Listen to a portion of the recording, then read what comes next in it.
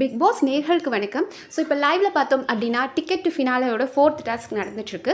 Like ஒரு circular base ஒன்று வச்சுருக்காங்க. அதில் வந்து நீடில் மாதிரி இருக்குது, நம்ம கிளாக்ல நீடில் இருக்கும் இல்லையா, அந்த மாதிரி இருக்குது. அண்ட் அது வந்து அதுக்கு பக்கத்தில் வந்து ஒவ்வொருத்தரும் நின்றுட்டுருப்பாங்க. அவங்கவுங்களுக்குன்னு ஒரு பாக்ஸ் இருக்குது, அதில் நின்றுட்டுருப்பாங்க. ஸோ இந்த நீடில் வந்து மூவ் ஆகும்போது அது படாமல், அது மேலே கால் படாமல் ஜம்ப் பண்ணணும். அண்ட் அவங்க ஒரு பாக்ஸ் மேலே நின்று தான் ஜம்ப் பண்ணுவாங்க. அந்த பாக்ஸை விட்டு கீழே இறங்கிடவும் கூடாது, நீடில் அவங்க மேலே பற்றவும் கூடாது. இதுதான் ஒரு கான்செப்ட். ஸோ இமேஜ் பார்த்தா உங்களுக்கு புரியும்னு நினைக்கிறேன்.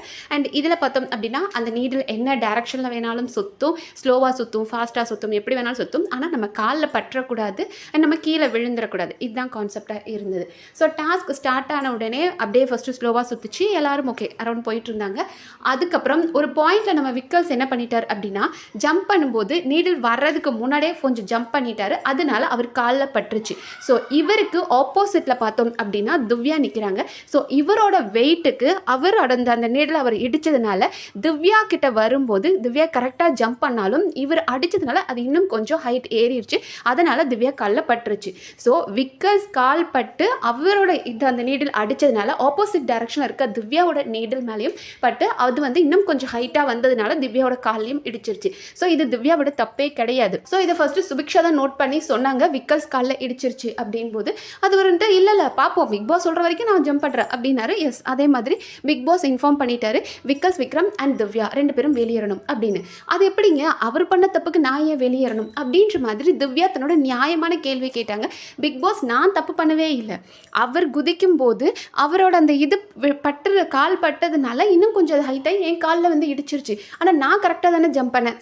நம்ம பார்த்துட்டு வச்சுட்டே வரோம். ஸோ நம்ம கிட்ட வரும்போது நம்ம இந்த டிஸ்டன்ஸில் ஜம்ப் பண்ணணும், இந்த ஹைட்டில் ஜம்ப் பண்ணணும் நமக்கு தெரியும்.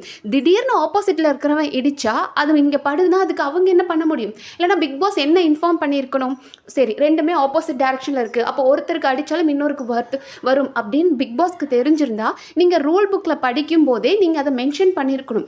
ஆப்போசிட் டைரக்ஷனில் இருக்கும், ஒரு சைடு அடிச்சது அப்படின்னா இன்னொரு சைடும் அதுக்கான ரிஃப்ளெக்ஷன் இருக்கும். ஸோ 2 பேரும் அவுட் ஆக வாய்ப்பு இருக்குது, அதனால் பாருங்க அப்படின்றத நீங்கள் மென்ஷன் பண்ணியிருக்கணும். ஒருத்தன் பண்ண தப்புக்கு இன்னொருத்தங்களை வந்து பலிகடை வாக்குறது எந்த விதத்தில் நியாயம்? ஸோ திவ்யா இதை கேட்குறாங்க, பிக் பாஸ் இது என் மேலே தப்பு இல்லை, அவரோட இதில் இடிச்சதுனால தான் என் காலில் வந்து பட்டுருச்சு அப்படின்னு சொல்லி கேட்குறாங்க.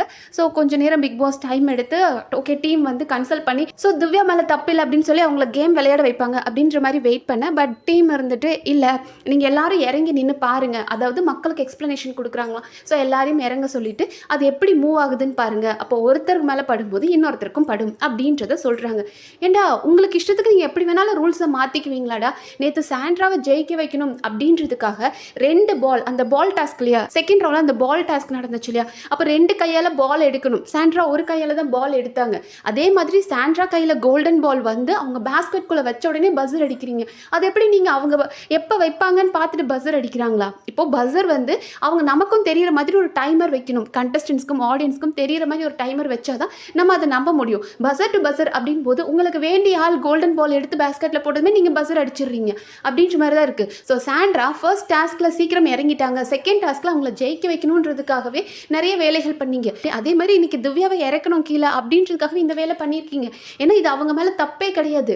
இன்னைக்கு காலையில் கூட திவ்யா சொல்லிட்டு இருக்காங்க, எனக்கு கேமில் நான் எப்படி வேணாலும் ஃபர்ஸ்ட் வர லாஸ்ட் வர அதெல்லாம் இல்லை, என்னோட 100% கொடுக்கணும், எனக்கு அதுதான், எனக்கு வந்து வேறு எதுவுமே தேவையில்லை. ஏன்னா இவங்கெல்லாம் வந்துட்டு சுபிக்ஷா ஃபீல் பண்ணிட்டு இருந்தாங்க, நான் ரொம்ப பாயிண்ட் கம்மியாக இருக்கேன், லீடிங்கில் போகணும், பாயிண்ட் எடுக்கணும். பட் திவ்யா அதெல்லாம் இல்லை, நான் என்னோட எஃபர்ட்டை போடணும், அவளோட வேலையை அவள் கரெக்டாக பண்ணுறா, அதுதான் எனக்கு தேவை. ஸோ என்னோட 100% நான் கொடுக்கணும் அப்படின்னு திவ்யா இருக்காங்க. ஸோ உட்காந்து திவ்யா அழுதுட்டு இருக்காங்க. ஏன்னா அவங்க அவ்வளோ ப்ரிப்பேர்டாக இதை நம்ம எப்படியாவது வின் பண்ணோம், ஸோ வின்னிங்கிறதை தாண்டி நம்ம நல்லா பெர்ஃபார்ம் பண்ணணும் அப்படின்னு நினச்சிட்டு இருந்தாங்க. அதுவும் தான் அவுட் ஆகிருந்தாங்கன்னு வைங்களேன். இப்போ என்னால் அவுட் ஆகிறேன்னா அது ஓகே, இன்னொருத்தனால நான் அவுட் ஆகிறேன் அப்படின் போது அது வலிக்கும். அண்ட் மோரோவர் நீங்கள் இதை ஃபர்ஸ்ட்டே இன்ஃபார்ம் பண்ணவே இல்லை. ஒன்று ஆல்ரெடி டீம் இன்ஃபார்ம் பண்ணியிருக்கணும், ஒரு நீடில் பட்டுச்சு அப்படின்னா ஆப்போசிட்டில் இருக்க நீடில் இருக்கிற பர்சனுக்கும் பாதிப்பு வரும், ஸோ பார்த்து விளையாடுங்க அப்படின்னு சொல்லியிருந்திருக்கணும். இல்லை டீமுக்கே தெரியாது, ஒருத்தர் மேலே தான் அடிக்கும், இன்னொருத்தருக்கு மேலே இப்படி வராதுன்னு அவங்க தெரிஞ்சிருந்தாங்கன்னா திவ்யாக்கு இன்னொரு செகண்ட் சான்ஸ் கொடுத்துருக்கணும். ஏன்னா இதில் திவ்யா மிஸ்டேக்கே இல்லை, குதிச்சதான் அவன் தப்பாக குதிச்சதுக்கு திவ்யா ஏங்க கஷ்டப்படணும்? ஸோ திவ்யா உட்காந்து அழுகிறாங்க, என்னோட ப்ராப்ளம்னா பரவாயில்ல, அவரால் எனக்கு போயிடுச்சு அப்படின்ற மாதிரி திவ்யா அழுதுட்டு இருக்காங்க. அப்பவும் இவனுக்கு எவ்வளோ திமிரு தெரியுமா விக்கல்ஸ் எல்லாம் பார்வதி வந்து வக்ர விக்ரம் அப்படின்னு சொல்லும்போது நம்ம வீடியோவில் நானே ஃபீல் பண்ணி சொல்லியிருக்கேன், பார்வதி நீங்கள் பண்ணுறது தப்பு, இப்படியெல்லாம் அவரை கலாய்க்கக்கூடாதுன்னு. ஆனால் இவன் என்ன தெரியுமா இப்போ கலாய்ச்சிட்டு இருக்கான், திவ்யா அழுது அவங்க கண்மையெல்லாம் கீழே வந்துருச்சான், போய் பார்வதி கிட்ட பேசுகிறாராம். இந்த வீட்டில் பார்வதி எவ்வளோ அடமெண்ட், யார் என்ன சொன்னாலும் நான் கேட்க மாட்டேன் அப்படின்னு அடமெண்ட்டாக இருக்க பர்சன். ஆனால் அந்த விக்கல்ஸ் இப்போ என்ன சொல்கிறான், திவ்யாவை என்ன சொல்லிட்டு இருந்தான் இவ்வளோ நாள், இப்போ யார் சொன்னாலும் நான் கேட்க மாட்டேன், நான் சொல்கிறதான் கரெக்டுன்னு பேசுகிற, அநியாயம் பண்ணுறாங்க அப்படின்னு. அப்படி இவ்வளோ நாள் அநியாயம் பண்ணிட்டு இருந்த பார்வதி இப்போ விக்கல்ஸ்க்கு நல்லவராயிட்டாராம். ஸோ அவங்க பார்வதி கிட்ட போய் கேட்குறாரு, அவங்க கண்ணில் கீழே கண்மை வந்து அப்படியே கொஞ்சம் கொஞ்சமாக வந்துட்டு இருக்கு, தொடச்சி விடணுமா, யார்ட்டையா சொல்லணுமா அப்படின்னு. பார்வதியும் வேணாம் ஆமாம் நமக்கு எதுக்கு அப்படின்ட்டு போயிட்டு இருக்கோம். இதெல்லாம் என்ன, அவங்க உங்களால் தான் அழுகிறாங்கன்னு உங்களுக்கு தெரியுது, அதை போய் சாரி திவ்யா என்னால் தான் நடந்துருச்சு அப்படின்னு ஒரு மேனர்ஸ்க்காவது ஒரு கர்ட்டஸுக்காவது அதை சொல்லணும்ல. அதை விட்டுட்டு அவள் அழுகிறாளாம், கண்மை வந்துருச்சா அப்படின்னு இவகிட்ட போய் பேசி சிரிச்சுக்கிட்டு இருக்கா. என்னடா ஜந்து நீ எல்லாம், இதுவே வேற யாராவது உனக்கு அவுட் ஆயிருக்கட்டும், நீ என்ன நினச்சி சொல்லிடுவ, ஒரு சாரி கூட சொல்ல தெரியாதா, நீ என்ன அவ்வளோ பெரிய இவனா, சாரி கூட உன்னால் கேட்க முடியாதா அப்படின்னு எத்தனை பேர்கிட்ட வம்பு எடுத்திருப்ப. ஆனால் இப்போ ஒரு சாரி கூட சொல்ல வேண்டாம், அது கூட அவனுக்கு கௌரவ குறைச்சல இருக்குது அப்படின்னா விக்ரம் சாரி கூட சொல்ல வேண்டாம். பட் அது கொஞ்சம் கூட கில்ட் ஃபீலே இல்லாமல் அவர் பாட்டுக்கு ஜாலியாக என்ஜாய் பண்ணிட்டு இருக்காரு. அந்த பொண்ணு நம்மளால தான் ஃபீல் பண்ணுது சரி அப்படின்ற ஒரு தாட் கூட இல்லாமல் உடனே அடுத்தடுத்த டாபிக் போய் அவர் ரொம்ப ஜாலியாக இருக்கார். போகும்போது சூப்பர்டா, எனக்கு நான் இறங்கிட்டேன், அதே மாதிரி இன்னொருத்தையும் சேர்த்து இறக்கிட்டு போயிட்டேன் அப்படின்ற மாதிரி சந்தோஷமாக இருக்கார் விக்கல். அந்த பொண்ணு அவ்வளோ ஃபீல் பண்ணி அழுகுது, நீ அதை கிண்டல் பண்ணுறேன்னா என்ன மனசு உனக்குலாம். அண்ட் மோர் ஓவர் திவ்யா வந்துட்டு பிக் பாஸ் கிட்ட அதை கன்ஃபார்ம் பண்ணிக்கிறாங்க. லைக் அவனால தானே, ஐ மீன் பிக் பாஸ் இன்ஃபார்ம் பண்ணுறதுக்கு முன்னாடி 2 பேரும் அஃபிஷியலாக அவுட் ஆயிட்டாங்கன்னு இன்ஃபார்ம் பண்ணுறதுக்கு முன்னாடி அவங்க டவுட் கேட்டுட்டு இருக்காங்க.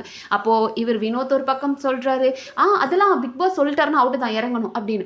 ஏங்க அவங்க பேசிட்டுங்க, அவங்க மேலே தப்பே இல்லை, அவங்க சைடு அவங்க நியாயத்தை அவங்க சொல்லாமல் வேறு யார் சொல்ல முடியும். அப்போ தான் திவ்யா கோவம் வருது, இருங்க நான் பிக் பாஸ் கிட்ட கேட்டுக்கிறேன் அப்படின்னு கேட்குறாங்க. உங்களுக்கு வேண்டியவங்களை முன்னாடி கொண்டு வர்றதுக்கு நீங்கள் என்ன வேணாலும் மட்டமாக பண்ணுவீங்கடா அப்படின்ற மாதிரி தான் இருக்குது. ஸோ விக்கல்ஸ் ரொம்ப ஓவராக பண்ணிட்டு இருக்காரு, தான் பெரிய புத்திசாலி, தனக்கு நல்லா பேச தெரியும், அப்படியே இன்ஃப்ளூயன்ஸ் பண்ணிடலாம், மக்களையும் ஏமாத்திரலாம்னு நினச்சிட்டு இருக்காரு போல இருக்கு. இன்னைக்கு அவர் பண்ணது சரி தெரியாமல் தான் நடந்துருச்சு. ஆனால் மறுபடியும் அவங்கள போய் கிண்டல் பண்ணுறதாகட்டும், அவங்க கண்ணிலேருந்து கண்மை வருதுன்றதோ, இல்லைனா அவங்க ஒரு உடஞ்சி போய் உட்காந்துருக்காங்க, சாரி திவ்யா அந்த ஒரு வார்த்தையில் என்ன உங்களோட கொம்பு கீழே விழுந்துருமா, அப்படி என்ன அவனுக்குன்னு தெரியல. அண்ட் அடுத்த ஒரு டாஸ்க்லையும் திவ்யா வர்சஸ் விக்ரம் ஒரு ஃபைட் வரும் அப்படின்னு இருக்காங்க. ஸோ விக்கல்ஸ் இது உங்களுக்கு நல்லதுக்கே இல்லை விக்கல்ஸ். ஆனால் இன்னொருத்தரை ட்ரிகர் பண்ணி அவங்கள கத்த விட்டு அதில் நம்ம ஹீரோ ஆகணும், நம்மளோட ஹீரோயிசம் காமிக்கணும் அப்படின்னு நினச்சி இன்னொருத்தனை மிதித்து மேலே வரணும்னு நினச்சா யாருமே அப்படி ஜெயிச்சது கிடையாது. அது உங்களுக்கும் பாடமாக இருக்கும். டெஃபினட்டாக நீங்கள் வெளியே போகும்போது ரொம்ப ஃபீல் பண்ணிட்டு போவீங்க, ஏன்டா திவ்யாவை தொட்டோம் அப்படின்னு. அண்ட் திவ்யா ப்ளீஸ் நீங்கள் இதுக்காக அழாதீங்க. இந்த டிக்கெட் ஃபினாலே அப்படின்றது ஒரு ஆளுக்கு தான் கிடைக்க போகுது. அந்த ஒருத்தராக நீங்கள் இருக்கிறத விட நீங்கள் மக்கள் மனசு ஜெயிச்சுட்டு இருக்கீங்க. நீங்கள் சொல்கிறீங்க இல்லையா, நான் வந்து என்னோட 100% கொடுக்கணும்னு ஆசைப்பட்டேன், அது முடியலன்னு. அதை மக்கள் பார்க்குறோம். ஒரு கேமில் நீங்கள் எவ்வளோ ஜென்யூனாக விளையாடுறீங்க, தப்புன்னு இருந்தால் பிக் பாஸாக இருந்தாலுமே நான் கேட்பேன், நான் செய்யாத தப்புக்கு எனக்கு ஏன் தண்டனை கிடைக்குதுன்னு நான் கேட்பேன் அப்படின்னு நீங்கள் குரல் கொடுக்குற விதம், நீங்கள் கேமை அணுகிறது, கேம் முடிச்சதுக்கு அப்புறமாவும் வந்து வீட்டில் இருக்க எல்லா வேலையும் செஞ்சு எல்லாரையும் நல்லா பார்த்துக்கிறது, இதில் உங்கள் கேரக்டர் யாருன்னு தெரியுது. இந்த டாஸ்க்கை பொறுத்த வரைக்கும், என்னை பொறுத்த வரைக்கும் பிக் பாஸ் டாஸ்க்கை நம்ம ஜெயிக்கல, அதை தாண்டி உள்ள நம்ம என்ன பெர்ஃபார்ம் பண்ணுறோம். ஸோ அந்த டாஸ்கில் ஜெயிக்கிறோம் தோற்றுறோன்றது முக்கியம் கிடையாது. அந்த டாஸ்க்கு நம்ம என்ன கான்ட்ரிபியூட் பண்ணியிருக்கோம், நமக்கு கொடுத்த வேலையை நம்ம எப்படி பண்ணியிருக்கோம், ரொம்ப இம்பார்ட்டன்ட் அப்படின்னு நான் நினைக்கிறேன். அந்த விதத்தில் திவ்யா அவங்களோட 100% கொடுத்துட்டு வந்திருக்காங்க. இந்த டாஸ்க் நீங்கள் நிறைய நல்லா பண்ணணும் அப்படின்னு நினச்சிங்க, பட் அவனால் உங்களுக்கு போயிடுச்சு. ஃபீல் பண்ணாதீங்க, மக்கள் எல்லாத்தையும் பார்த்துட்டு தான் இருக்காங்க. ஸோ உங்களை வெறுப்பேற்றி அதில் ஸ்கோர் பண்ணணும்னு நினைக்கிற விக்கல்ஸ், அதுக்கான பனிஷ்மெண்ட் அவருக்கு கிடைக்கும். நீங்கள் எதுக்கும் ஃபீல் பண்ணாதீங்க. நீங்கள் கேம் நீங்கள் டிக்கெட் டு ஃபினாலே அடிக்கலனாலும் பரவாயில்ல, டைட்டில் வின்னருக்கு டிசர்விங் கண்டஸ்டன்ட் அப்படின்றத நீங்கள் டே பை டே ப்ரூவ் பண்ணிட்டே வரீங்க. அதுவே திவ்யா போதும். ஸோ பிக் பாஸ் எடுத்த இந்த டெசிஷன் பற்றி நீங்கள் என்ன நினைக்கிறீங்க அப்படின்றத கமெண்ட் செக்ஷனில் சொல்லுங்கள். நன்றி.